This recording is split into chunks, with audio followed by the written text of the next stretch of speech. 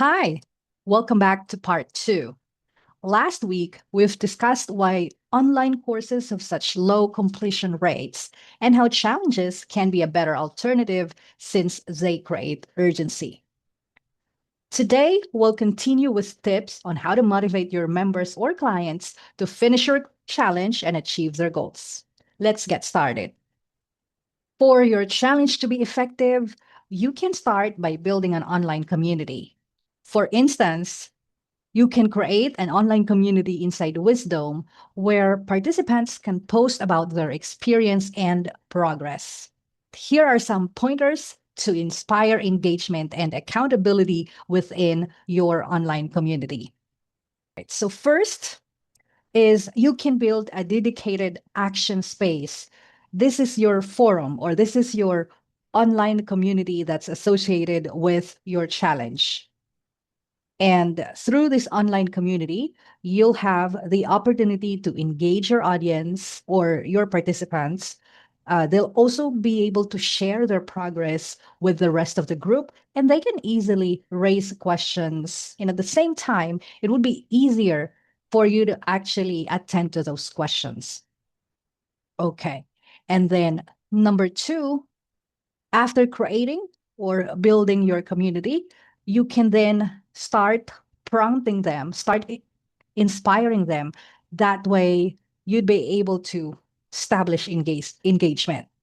And one way to do that is to, of course, post daily prompts within the group. For example, it can be an action item that they'll have to do, like a little task they'll have to do. It can be asking a reflective question, or you can prompt them to check out a short video lesson. And the third thing that you can do is to help your participants monitor their progress. Monitoring their progress can be as simple as ticking off completed days or posting daily check-ins you don't need to respond to every single post that's happening in your forum or in your community. However, you can also give shout outs to active participants during the live check-in. We're moving on to the next step. When it comes to creating challenges, you would want to ask, how long is the optimal or the ideal length for my challenge, right? For your challenge, you can keep it long enough to produce a tangible outcome for your audience, but it has to be short enough that, life circumstances doesn't have to get in the way. So usually a successful challenge runs between 5 to 14 days. A 5-day sprint strategy is actually perfect for a single skill outcome. For example, you're helping your audience draft a sales page, or you're helping them configure and set up an automated email sequence using a specific system.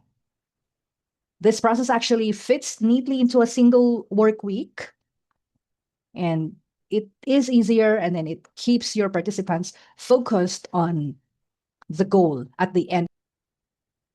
Okay. Another thing you can do is you can run a 10 to 14 days challenge. This one works well for habit formation or multi-step projects. The next thing that we have to consider when running challenges is your pricing. Okay. And let me tell you a reason why your challenges should be a paid one. Okay. That is because a free challenge will help you find people who are curious, while a paid challenge would actually attract people who are committed to the change that you're trying to help them with. Even the most modest price tag transforms the commitment that you get from your audience. It's because when they make a payment, or your participants actually makes a payment, they'll take it more seriously because they've invested their money. So here are some guides or examples on how you can adjust your prices according to what you're offering. And of course, it has to be based on your assessment and based on what your competitors are charging. So these are examples. We have what we call low barrier action. So these are shorter challenges, and the price range could be between, say, $27 to $47. And an example of this would be like a 5-day quick win challenge. Okay. Pricing number two example is what we will call mid-tier immersion. So usually the price range of this is between $97 to $197. And an example would be, say, a 10 to 14-day habit project sprint. And of course, we have a VIP tier challenge. This one is the higher priced content, and this could range between 100 to 300, sometimes even thousands of dollars, depending on the services that you're offering. This type of challenge could come with one-on-one audits, so one-on-one or private consultation, plus live group events. They can come with ongoing support for an X amount of months or a certain period of time, once again, depending on your offer. So these are just examples. And I am really hoping that this will help guide you in the direction that you want when it comes to creating challenges. Here's an important shift that's worth taking away today. High completion isn't a reward for a better content. So often it's a result of a better program structure. A challenge has a fixed time frame, it has a visible outcome, and micro actions are involved in the process. And thus, it introduces accountability so that they'd be able to achieve the specific goal you've set for them, right?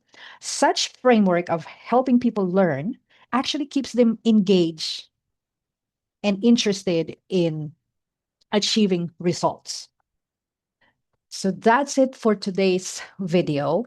Take care and you have a great day.